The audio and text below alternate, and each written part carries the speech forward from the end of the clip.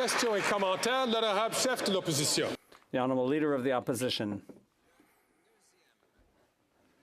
This is the 9th deficitary budget since the Prime Minister promised that the books would balance themselves, and everything he's spending on has gotten worse. He promised that the deficits would make housing affordable, but it ended up doubling the cost of rent and mortgage payments and down payments to buy a house. He said that the cost of food would be more affordable, and now it costs 30% more, and 1 in 4 children aren't able to get nutritious meals. After 9 deficits, Mr. Speaker, the government is rich and the people are poor. And today,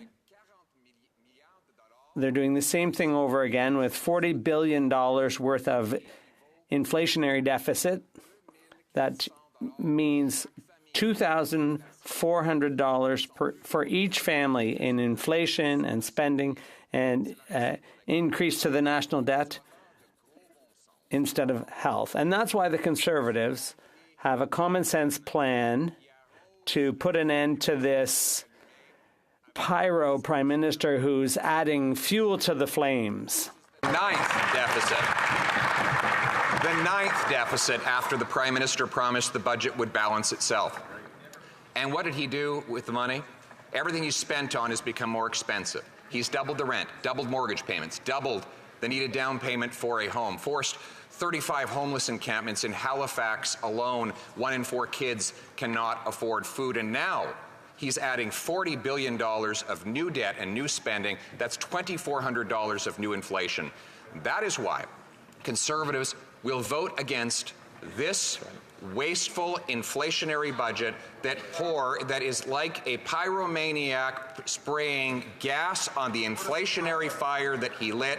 It is getting too hot and too expensive for Canadians, and that's why we need a carbon tax election to replace him with a common sense Conservative government. Thank you.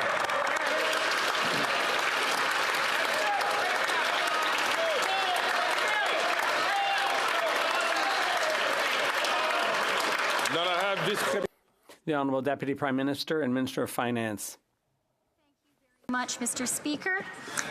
Mr. Speaker, I have a point that I think it would be good to get the Leader of the Opposition to offer clarity on. We presented a clear choice to Canadians.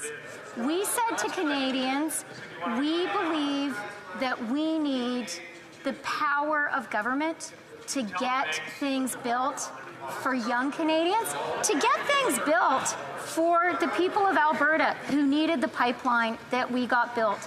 And we presented a clear, fiscally responsible way to finance those essential investments, increasing the inclusion rate on capital gains.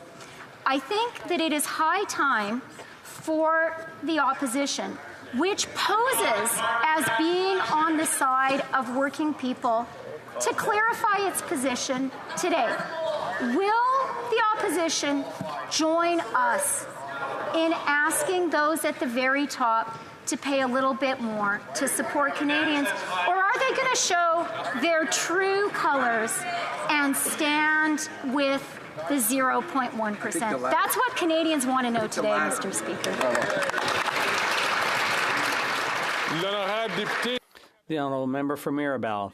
Mr. Speaker, the Minister just tabled a budget which is centralizing, and it interferes with Quebec jurisdiction. New encroachments in education, municipal zoning, new strings attached to housing, conditions on childcare, new interference with property taxes. Does the minister realize that these intrusions that use the federal spending power, that this is just a demonstration of the fiscal imbalance which prevents the National Assembly of Quebec from freely acting within its own areas of jurisdiction?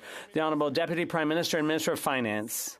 Mr. Speaker, I'm so happy that my colleague has raised the issue of childcare, because I think that one issue clearly demonstrates the close cooperation between the federal government and Quebec. Childcare was an idea that began in Quebec under Quebec feminists, and congratulations to those women, and thank you for that.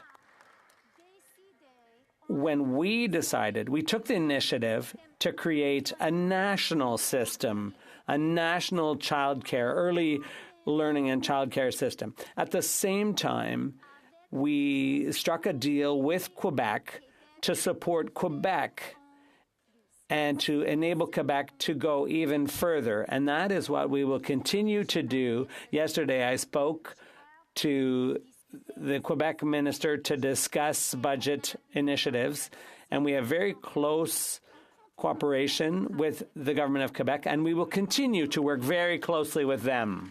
Thank you. Member from Vancouver, Kingsway. Mr. Speaker, New Democrats know Canadians are facing a serious economic and climate crisis. Millions of people are struggling to make ends meet and are worried about their children's future. That's why we've used our seats in this House to successfully press for meaningful relief and progress in this budget in numerous areas, including to build more homes, preserve existing affordable housing, and protect renters, to deliver universal public pharmacare, starting with contraception and diabetes medications and devices, establish a national school nutrition program, reverse damaging cuts to Indigenous services, and help workers transition to a sustainable economy. But despite record corporate profits across many sectors, from food conglomerates to oil and gas multinationals, there is nothing to ensure the corporate sector pays its fair share so we can better fund the services Canadians need.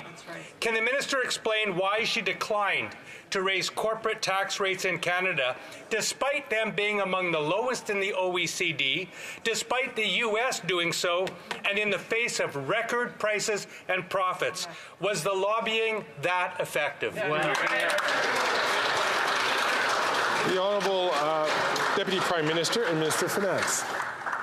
Mr. Speaker, I want to start by congratulating the member for Vancouver Kingsway on his new role as finance critic. And I'm going to share with this House that he and I both grew up in Edmonton and first met when I was a teenager because he was working on my mother's election campaign. Life is funny that way. I, therefore, agree with the member from Vancouver Kingsway on so many things and have for so many years. But I have to say, on this specific issue, we're going to have to agree to differ. We believe in a fiscally responsible policy, and we believe that when we make investments, we need to finance them. We also believe in fairness, and we believe a fair tax system is essential to build a fair country and to deliver fairness, particularly for young Canadians. It's also really important for us to ensure that Canada continues to be internationally competitive, to ensure that Canada continues to be an attractive investment destination for foreign investors and for Canadian investors. It was with that in mind that we were very thoughtful about the revenue-raising methods that we chose. We have time for a very brief question from the member from Calgary, Forest Lawn. Conservatives told this Liberal NDP Prime Minister to stop his spending, his deficits, inflation, and his tax hikes. But this Prime Minister blew right through that stop sign, dumping $40 billion of fuel on the inflationary fire that he started. This photo-op budget is going to do nothing for average Canadians who can't afford a home and groceries today. Will the Finance Minister tell us how much each Canadian household is on the hook for the $54 billion of just interest charges on this Prime Minister's debt? An equally brief answer from the Minister of Finance and Deputy Prime Minister.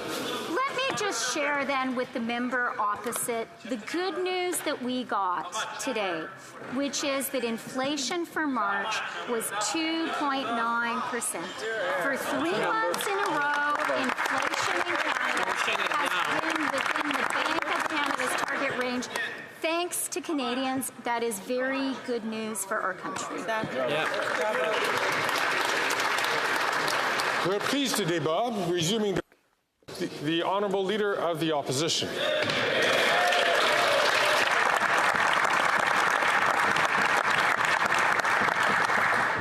Pour une neuvième fois. For the 9th time, the Prime Minister has promised that if he spends more and taxes more, Canadians would be better off.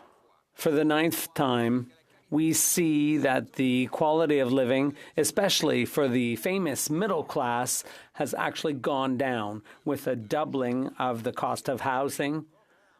And after big government programs for housing were started, 1 in 4 children aren't getting enough food to eat, according to the government itself.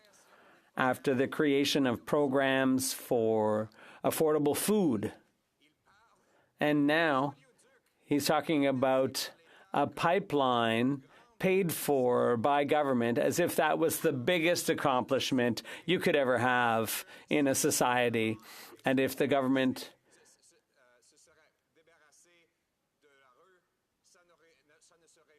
were not to have intervened, this never would have happened.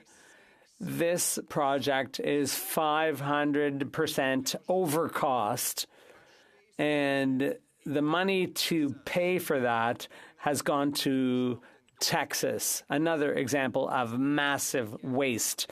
And that is why Conservatives, with their common sense plan, will be voting against this budget and will be voting in favor of a carbon tax election, which will allow Canadians to choose a party that will cut taxes, build housing, fix budgets, and stop crime. That's our common sense. And a 9th consecutive deficit, with the budget still not balancing itself. And everything on which the Prime Minister spends gets worse and more costly. He is spent, and Canadians are broke. The country is broken. We have a doubling of housing costs. We have 8,000 people joining a Facebook group to study how they can get a meal out of a garbage can after food prices have gone up faster than at any time in a generation because of the carbon tax he's imposing on our food, a carbon tax that, with the help of the NDP, he plans to quadruple to 61 cents a litre. And today, did he learn anything from these catastrophic failures? No. He doubles down on the same failure. With $40 billion of new deficits, $40 billion of new spending, that's to say $2,400 for every family in new debt and new inflationary spending.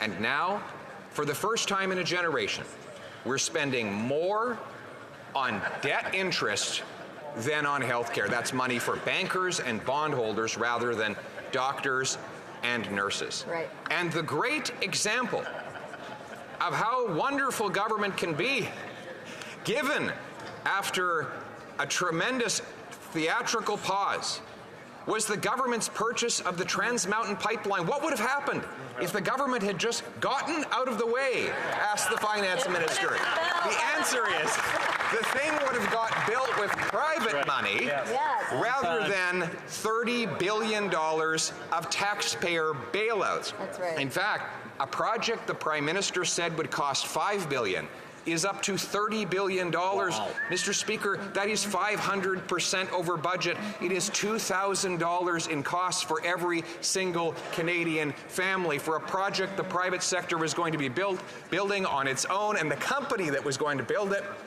bought out, taking the money to Texas, where they're building Texan pipelines with Canadian dollars. All of our exes are in Texas, Mr. Speaker. And then, to close it off, we got some of the most hair-raising ideological fervor from the minister, who says that what Canadians really need is a stronger government. Well, they have created a stronger government in order to make for weaker and more suffering people. This is not a government that gives people everything they want. It's a government that takes everything they have. But the good news, Mr. Speaker, is we want big Canadian citizens with a smaller and more efficient government, where the state is servant and not master, where our priorities are clear: to axe the tax, build the homes, fix the budget, and stop the crime. And as soon as the NDP takes away its support from this Prime Minister, we will have a carbon tax election where the people will be able to make that decision for themselves in a country where they can earn powerful paychecks that buy affordable food, gas, and homes in safe neighborhoods. The country that we all knew and still love, a country based on the common sense of the common people, united for our common home. Your home, my home, our home. Let's bring it home.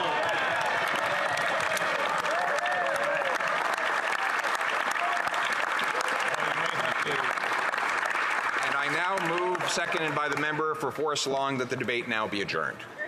Okay.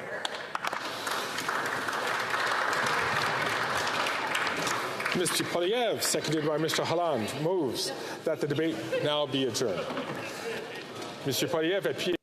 Mr. Poilievre, seconded by Mr. Hallan, moves that the debate be now adjourned. Pursuant to Standing Order 83-2, the motion is deemed adopted and the House stands adjourned until tomorrow at 2 p.m. pursuant to Standing Order 24-1. Reglement.